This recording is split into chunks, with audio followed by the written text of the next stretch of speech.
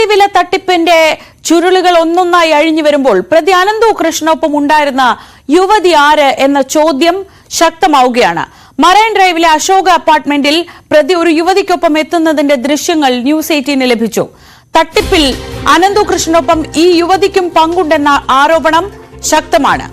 അനന്തു കൃഷ്ണനൊപ്പം അപ്പാർട്ട്മെന്റിൽ ഉണ്ടായിരുന്ന യുവതിയെ പോലീസ് ഇതുവരെ ചോദ്യം ചെയ്തിട്ടില്ല. ഇയാളുടെ കോൺഫിഡൻഷ്യൽ അസിസ്റ്റന്റ് ആണ് യുവതി എന്നാണ് പോലീസ് പറയുന്നത്. യുവതിയെ ചോദ്യം ചെയ്യാനോ പ്രതി ചേർക്കാനോ അന്വേഷണ സംഘം തയ്യാറായിട്ടില്ല.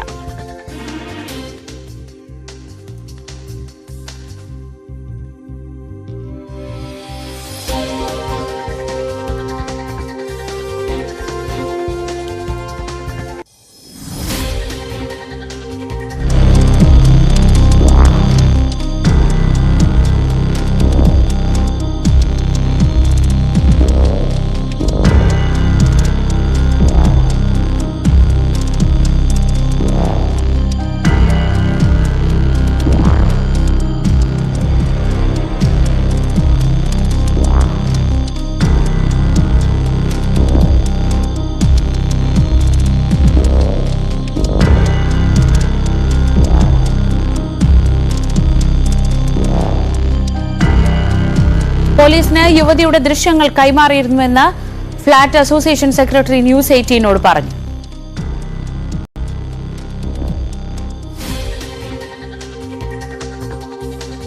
അനന്തകൃഷ്ണൻ ഇവിടെ ഉണ്ടായിരുന്ന എല്ലാ സമയത്തും അദ്ദേഹത്തിനോടൊപ്പം ഉണ്ടായിരിക്കുകയും ആ ഫ്ലാറ്റിൽ അയാളോടൊപ്പം താമസിക്കുകയും ചെയ്തിരുന്ന ഒരു പെൺകുട്ടിയാണത്. അപ്പോൾ ഷീസ് എ ലേഡി. ഓക്കെ, ഇപ്പോൾ ഈ സംഭവങ്ങൾക്ക് ശേഷം അറസ്റ്റ് വന്നതിന് ടിവിയിലും മറ്റും വാർത്തകളായതിന് ആദ്യതിൻ്റെ പിന്നെ തുടർന്ന് ഇവിടെ നിന്ന് മനസ്സിലാക്കാൻ പറ്റുന്നത് ഫ്ലാറ്റിലെ ഒരു മനുഷ്യനുമായും അവർ സംസാരിക്കുകയോ അവരുടെ പേര് വെളിപ്പെടുത്തുകയോ അല്ലെങ്കിൽ അവർ ഇൻട്രാക്ട് ചെയ്യുകയോ ചെയ്തിരുന്നില്ല എന്നുള്ളത് വളരെ ദുരൂഹമായി നമുക്കിപ്പോൾ തോന്നുകയും ചെയ്യുന്നുണ്ട്. അതായത് ഈ ലേഡി അനന്തകൃഷ്ണനോടൊപ്പം ഫ്ലാറ്റിൽ താമസിക്കുമ്പോൾ we are given to understand that it is his life partner, ഭാര്യയായിരിക്കുമെന്നാണ് കരുതിയത്. ആ lady she look very affluent also. അപ്പോഴാണ് അവർ പറഞ്ഞത് അത് അക്കൗണ്ടൻ്റ് ആയിരുന്നു. ഈ ലേഡി അദ്ദേഹത്തിൻ്റെ അക്കൗണ്ടൻ്റ് ആയിരുന്നു. പോലീസിനോട് ഞാൻ ഈ ഇൻഫർമേഷൻ ഷെയർ ചെയ്തിട്ടുണ്ട്. ആ lady she use to come to our gym early morning in 6 to 6 o'clock. Zumba dance കളിക്കുമായിരുന്നു ജിമ്മിൽ വന്നിന്ന്. അവർ ഷട്ടിൽ കളിക്കുമായിരുന്നു അവിടെ. അപ്പോൾ ഇതെല്ലാം അക്കൗണ്ടൻ്റ് ആയിട്ടുള്ള ഒരാളുടെ പ്രവൃത്തിയല്ല. ഇദ്ദേഹത്തിൻ്റെ കമ്പാനിയൻ ഒരാൾ, അക്കൗണ്ടൻ്റ് ആണെങ്കിൽ അദ്ദേഹത്തിൻ്റെ ഫണ്ട് ഹാൻഡിൽ ചെയ്ത ഒരാൾ, എപ്പോഴും ഒപ്പമുണ്ടായിരുന്ന ഒരാൾ, ഇത്രയും വലിയൊരു ചീറ്റിംഗ് നടത്തിയ ഒരാൾ, ഒരു സ്കാം. ആ പണം അദ്ദേഹം പലയിടത്തും കൊണ്ട് നിക്ഷേപിച്ചിട്ടുണ്ടാകാം. അദ്ദേഹത്തിനറിയാം ഈ കേസൊക്കെ നടത്തിയാൽ കുറച്ചു കാലം കഴിയുമ്പോൾ കേസിൽ നിന്ന് എപ്പോൾ പുറത്തു വരണമെന്നും കേസ് മുഴുവൻ നടത്താനുള്ള എക്സ്പെൻസ് എത്ര ആയിരിക്കുമെന്നും. അപ്പോഴും വീണ്ടും എക്സസ് മണി ഉണ്ടാകും. ഈ ഫണ്ട് എവിടെയാണ് കൊണ്ട് അദ്ദേഹം ഇൻവെസ്റ്റ് ചെയ്തിരിക്കുന്നത്, ഡെപ്പോസിറ്റ് ചെയ്തിരിക്കുന്നത്, അല്ലെങ്കിൽ എവിടെയാണത് ഹൈഡ് ചെയ്തിരിക്കുന്നത്, ഇതൊക്കെ അറിയാൻ പറ്റുന്ന ഒരു നല്ല സോഴ്സ് ഈ ലേഡി ആയിരിക്കുമെന്ന് പോലീസിനോട് അന്ന് തന്നെ ഞങ്ങൾ ശ്രദ്ധയിൽപ്പെടുത്തിയതാണ്. പക്ഷേ യാതൊരു അന്വേഷണം നടത്തിയതായിട്ട് കാണുന്നില്ല. അപ്പോൾ അദ്ദേഹം പറഞ്ഞത് investigating officer in the Muvattupuzha case what he told me, അത് ഈ ലേഡി അദ്ദേഹത്തിൻ്റെ കോൺഫിഡൻഷ്യൽ അസിസ്റ്റൻ്റ് ആയിരുന്നു, was not accountant. What difference it makes? Confidential assistant means she knows more about him. എന്തുകൊണ്ട് അവരുടെ അന്വേഷിക്കുന്നില്ല? ഈ കേസിൻ്റെ അന്വേഷണത്തിൽ ഒരുപാട് പാളിച്ചകളുള്ളതുപോലെ തോന്നുന്നു. കാരണം കേരളത്തിലെടുത്ത 20ഓളം FIRകളിലൊക്കെ തന്നെ 20 കഴിഞ്ഞു. ഇപ്പം എല്ലാ FIRലും കുടുംബശ്രീയിൽപ്പെട്ട സാധാരണക്കാരായ സ്ത്രീകൾ, ആക്ച്വലി അവരവരുടെ ട്രാപ്പിൽപ്പെട്ട ഏജൻസാണ്. അവരെല്ലാം ഒന്നിട ഒഴിവാതെ പ്രതികളാക്കുന്നു. പക്ഷേ ഈ ലേഡിയെ പ്രതിയാക്കിയിട്ടില്ല.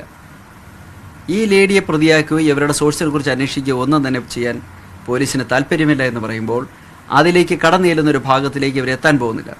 മറ്റൊന്ന്, ബഡ്സ് ആക്ട് ഇതിൽ ഉൾപ്പെടുത്തിയിട്ടില്ല. ഇത്രയും കേസ് വന്നിട്ട് പോലും ബഡ്സ് ആക്ട് പ്രകാരം പ്രോപ്പർട്ടി മുഴുവൻ സീസ് ചെയ്യാനും 10 വർഷം തടവ് കിട്ടുന്നതും സെഷൻസ് ഒഫൻസ് ആകേണ്ടതുമായ ഒരു കുറ്റകൃത്യത്തെ മജിസ്ട്രേറ്റ് കോടതിയിൽ മാത്രം ട്രയൽ നടത്തുന്നത് വെറും ഒരു ചീറ്റിംഗ് കേസായി മാത്രം ഇത്രയും ദിവസമായിട്ടും നിലനിർത്തിക്കൊണ്ട് പോകുന്നത് വളരെ സംശയമാണ്. പണം എവിടെയാണ് കൊണ്ടുപോയിരിക്കുന്നത് എന്ന് കൃത്യമായി കണ്ടെത്താൻ പോലീസ് ശ്രമിക്കുന്നില്ല എന്നത് വളരെ വ്യക്തമാണ്. ഈ ലേഡിയുടെ വിഷ്വൽസ് എല്ലാം ഞങ്ങൾ കൊടുത്തിട്ടുണ്ട്. അവരുടെ പേരും വെളിപ്പെടുത്തി കൊടുത്തിട്ടുണ്ട്. അവരുടെ സ്റ്റാഫ് വന്നപ്പോഴിൽ നിന്നാണ് അവരുടെ പേര് ദർശന ഉണ്ണീന്നോ മറ്റോ ആണെന്ന് പിന്നീട് അറിയാൻ കഴിഞ്ഞു. അയൽവാസിയും അഭിഭാഷകനുമായ എ രാജസിംഹൻ ന്യൂസ് 18 പറയുന്നതനുസരിച്ച് ഈ അന്വേഷണത്തിൽ വലിയ രീതിയിലുള്ള പ്രശ്നങ്ങളുണ്ട്. സാധാരണക്കാരായ സ്ത്രീകളടക്കം പ്രതി ചേർക്കപ്പെടുമ്പോൾ ഈ കേസിൽ നിർണായകമായ വിവരങ്ങൾ നൽകാൻ കഴിയുന്ന ഒരാളെപ്പറ്റി വിവരങ്ങൾ കൊടുത്തിട്ടും പോലീസ് അക്കാര്യങ്ങൾ പരിശോധിക്കുന്നില്ല എന്ന പരാതിയാണ് ഇപ്പോൾ ഉയരുന്നത്. രാഷ്ട്രീയ ഇടപെടലുകൾ നടക്കുന്നുണ്ടെന്നത് തീർച്ചയായിട്ടും അങ്ങനെ അനുമാനിക്കാം. രാഷ്ട്രീയ ഇടപെടലുകൾ എന്ന് പറഞ്ഞാൽ ഉപേക്ഷിക്കാനുള്ളൊരു ഇടപെടലായിരിക്കും ഇതിൽ നടക്കുക.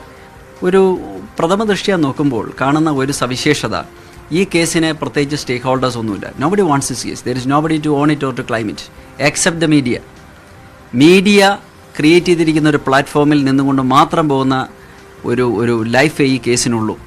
അത് കഴിയുമ്പോൾ ഒരൊറ്റ പൊളിറ്റിക്കൽ പാർട്ടീസിന് ഇതിന് വേണ്ട. കാരണം ഇതിലുൾപ്പെട്ട പരാതിക്കാർ, വിക്ടിംസ് ആരും തന്നെ സമൂഹത്തിൽ ഉന്നത ശേഷിയുള്ളവരോ ഇൻഫ്ലുവൻസ് ഉള്ളവരോ കേസ് മുൻപോട്ട് നടത്തിക്കൊണ്ടു പോകാൻ ഉള്ള പ്രാബല്യമോ പ്രാഗൽഭ്യമോ അല്ലെങ്കിൽ അതിനുള്ള സോഴ്സുള്ള ആളുകളല്ല. വെറും പാവപ്പെട്ട സാധാരണക്കാരായ ആളുകളാണ്.